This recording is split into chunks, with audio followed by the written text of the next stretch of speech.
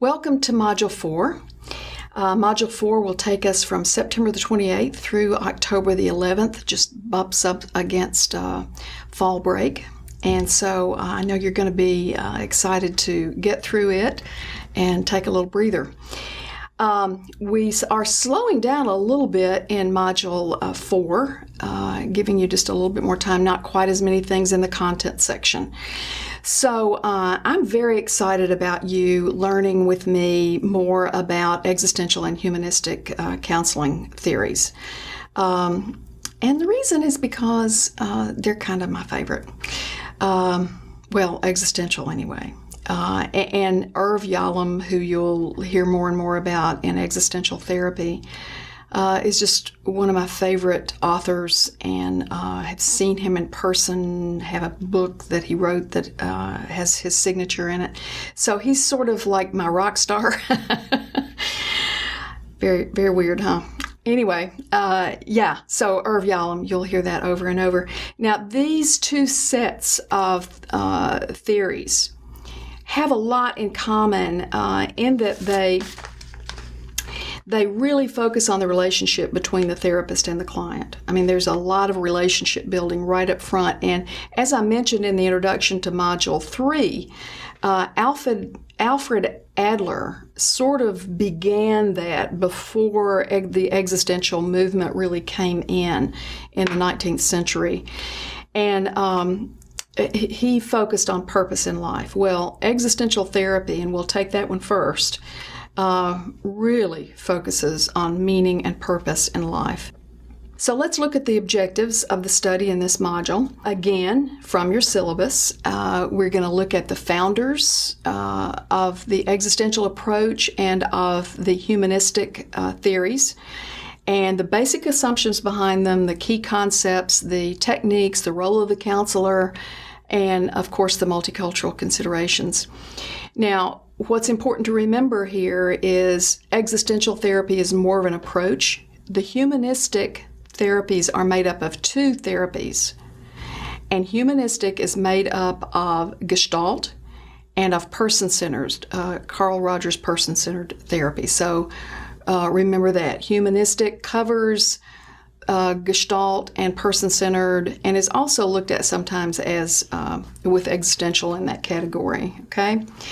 So those are our objectives. The D2L content includes this introductory video and the introductory PowerPoint, and a PowerPoint that has to do with the theories that you should treat as, again, like your textbook, and pay close attention to the items with the asterisk, as I have mentioned to you before.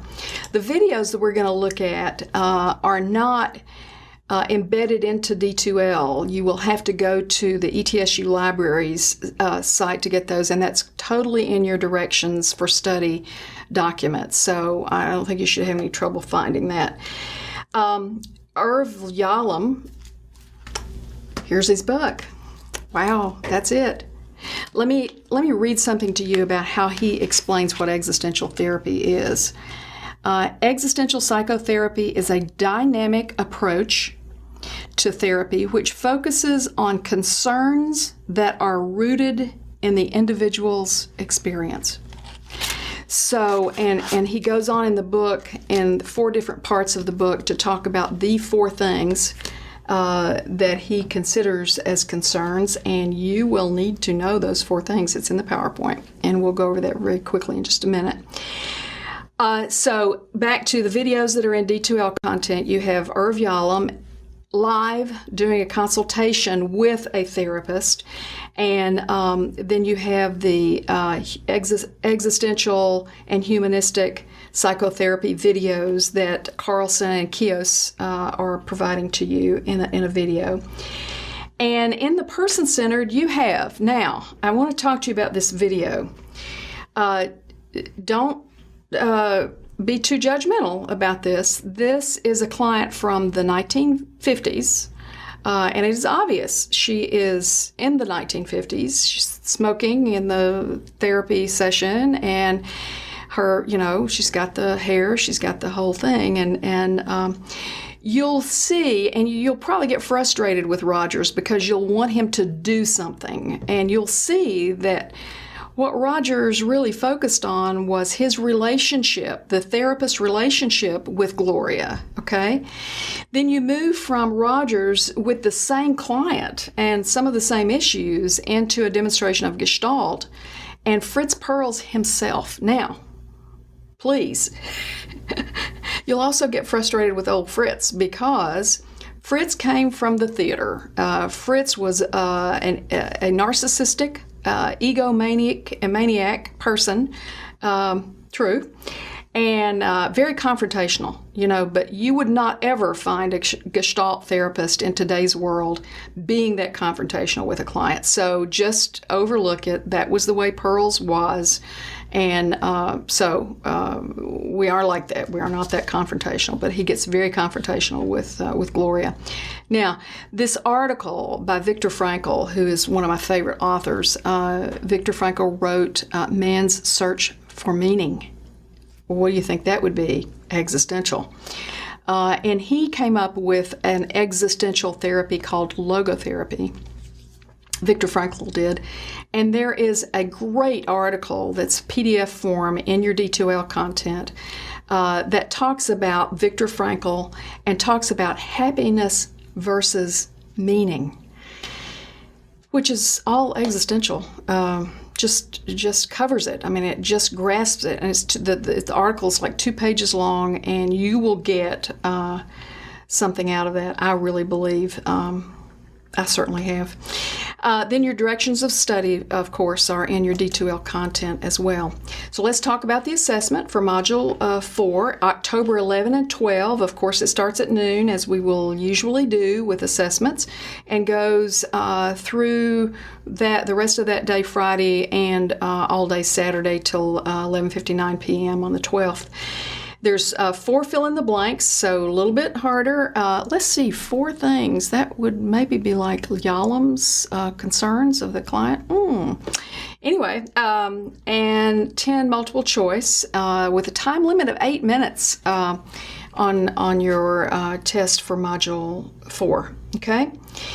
There are going to be 2 discussion areas this time. The first week has discussion for each of the groups in existential therapy. The second week covers the 2 humanistic therapies, person-centered and Gestalt, okay? So there's 2 different initial post deadlines that you'll need to make, okay?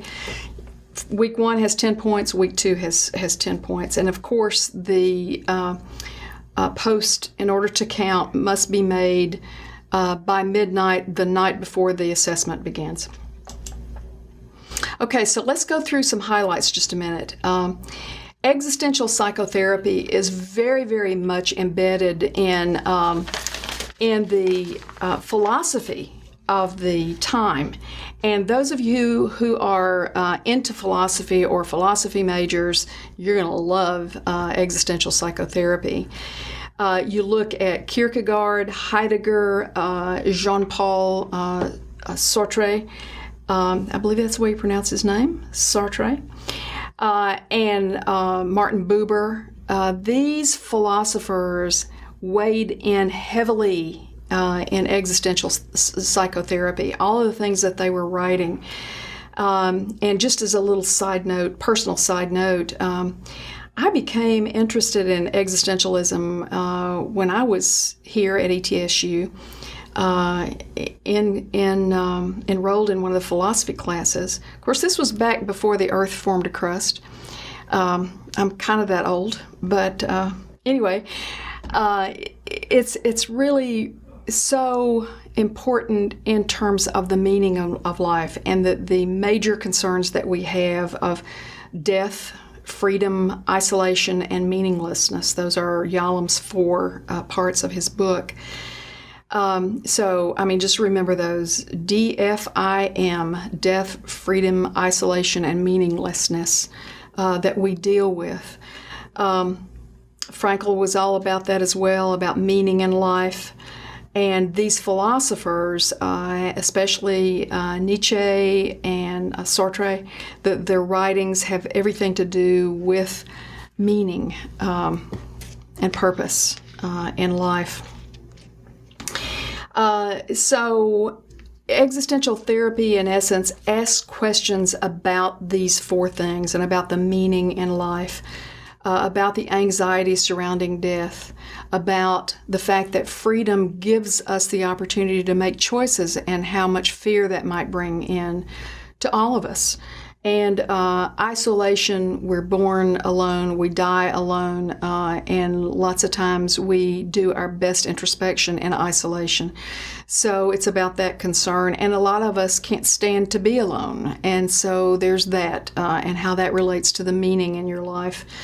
And then, of course, dealing with, my life's not worth a darn. This is meaningless. This is meaningless. I'm born and then I die, and then, wow. So it's all of that brings the fodder, as I would call it, to existential psychotherapy, and can be worked into any therapy, no matter what you associate your techniques with. And it's also sort of based on the fact that, the world itself, outside of the person, the world out there, has no inherent meaning. It has no inherent meaning. So we bring meaning. We make our meaning in life, and that's what existential psychotherapy is all about. And the thing in the article that I would really want you to focus on is that difference between happiness and meaningfulness. How the pursuit of happiness is so frustrating, because once you get happy about whatever you've pursued and you have it, you're no longer just satisfied, you're pursuing something else. And if that doesn't explain our capitalistic retail society, I don't know what does. That we are in pursuit of things that will bring us happiness, and that's not what brings happiness. That meaningfulness in life brings happiness. So I guess you can sort of tell I really like this existential psychotherapy thing, right? So there's really less focus on techniques as in Gestalt, but and I think that's one reason it's more viewed as an approach than it is, a psychotherapy theory that has a lot of techniques and that sort of thing. So humanistic, as I have said before, includes two therapies: person-centered by Carl Rogers and Gestalt by Fritz Perls. Now, Carl Rogers, unconditional positive regard. You will associate those two things together, that person and that concept. Unconditional positive regard on the part of the therapist toward the client. And really, if you think about it and you really study Rogers, that's pretty much his theory. Not only that you have that unconditional positive regard, but that you're genuine about it. You have that congruency of genuineness, and you have accurate, empathetic understanding of the client in the client's world. So it's all about that relationship and about the counselor understanding the client's world. Now, those three things that Rogers said you must have, the unconditional positive regard, genuineness, and accurate empathetic understanding, it's not enough just to have those. The emphasis is that you communicate that you have those with the client in such a way, through your listening, through your expression of understanding, and that you have all of that awareness and genuineness and accurate empathetic understanding at even a deeper level than the client herself or himself. So there's some real depth here, and I think that's why this falls into that humanistic approach alongside of existentialism, because if you are underneath the meaning of someone's life, you can more accurately and empathetically understand where they are. So that's really what therapy is all about. So you can have those deep discussions that we don't have with our acquaintances. It's really wonderful to be able to sit with someone and be that present, that you can share that depth. It's really, really, really, rewarding. So let's go into Gestalt. Fritz and Laura Perls, listen, you will see in the video of Fritz Perls theater. I mean, they came out of theater, both of them, and they talk about the parts of you remember Eric Berne and the parent-child-adult in psychoanalytical? Well, there's more in Gestalt about the parts of you in relationship to the whole, which is really what Gestalt means. I mean, if you look that up in your dictionary.com. That part of us, we have a top dog, underdog mentality within ourselves. The concepts surrounding Gestalt have to do with introjection, projection, unfinished business, work through the empty chair. Now, Gestalt therapy, as Perls, both Fritz and Laura brought it to the table, is very experiential. Now, techniques are not the same as experiments, for instance. You might have a technique of empty chair, for instance. That's very famous in Gestalt, where the client actually sees someone in that empty chair that they want to communicate with. Okay, that's more of a technique. Experience has to do with acting and taking the parts of yourself and actually acting in the therapy session, acting out those parts. For instance, let me give you an example. A client may come to you and say, well, one of the things I would like is I just like to be a little more assertive and be able to assert myself. So in the session, you might say to the client, well, how can we bring that into the session in the here and now? Gestalt is very, very focused on the here and now. And the role of the counselor is to watch the client in the session and understand and move with the client, roll with the client, and role play with the client so that you can pick up the nuances that you need to work on. So it's very involved therapy. So another thing is, let me give you an example of that. The client may really hesitate or begin to tear up when something comes up, and the therapist would say something like, I noticed some hesitation when we began to talk about this. Could you tell me what that's about? And the client might say something like, well, I really like to be prepared, well prepared, and I like to rehearse things before I say them. So the therapist might say, I'd like to go through that rehearsal with you. Would you mind going ahead and just verbalizing that stream of consciousness as you're rehearsing? And let's sort of look at that together, and that I think we'll be much more informed. So it's that kind of thing that happens in the session that the Gestalt therapist really wants to get to the bottom of. Dreams is something that came from psychoanalytical, the focus on dreams, and especially with Carl Jung. But Fritz Perls also initiated a focus on dreams, but in a different way. Perls would have someone, actually, and a Gestalt therapist in today's world would have someone take the dream and relive it in the dialogue of the dream as if it were happening at this very moment.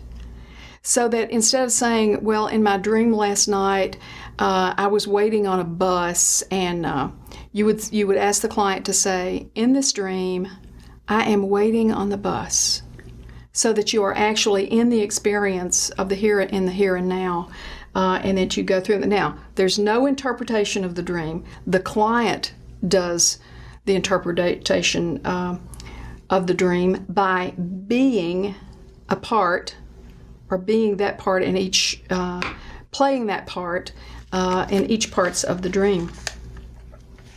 So just remember that Gestalt is really focused on not so much the why about things, but the what and how, if you'll remember that. I'm feeling very anxious, a client might say. Well, where are you feeling that? What is that feeling that you're having? Describe that to me. Where are you feeling? Let's give that feeling an object, a shape, and let's actually work with that shape, that shape of anxiety that you have in your gut or wherever the client says it is. So that takes us through Gestalt. The strengths from multicultural aspects certainly have, from an existential standpoint, you are discussing the client's worldview throughout existential therapy. So that's definitely a strength. And their worldview might be very different, from one culture to the other. So that's a real strength of existential therapy from a multicultural aspect.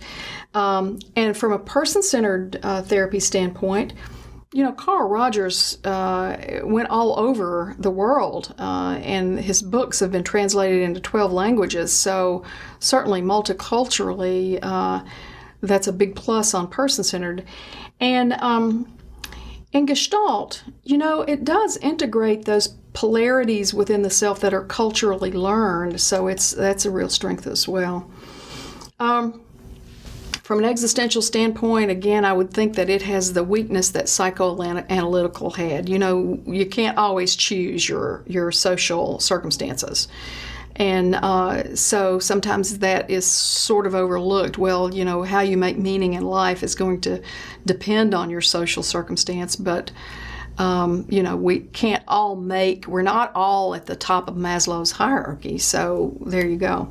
And the weakness for person-centered, speaking of Maslow's hierarchy, is that, some cultures don't emphasize that self-actualization. I mean, it's more community, more communal, and relationship-oriented.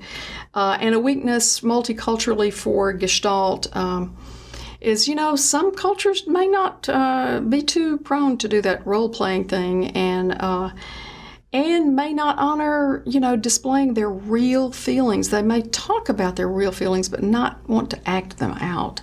So there you go from a multicultural standpoint. So we have covered founders, basic assumptions, key concepts, techniques, and roles, and multicultural considerations. Thanks for hanging in on Module 4. Enjoy it.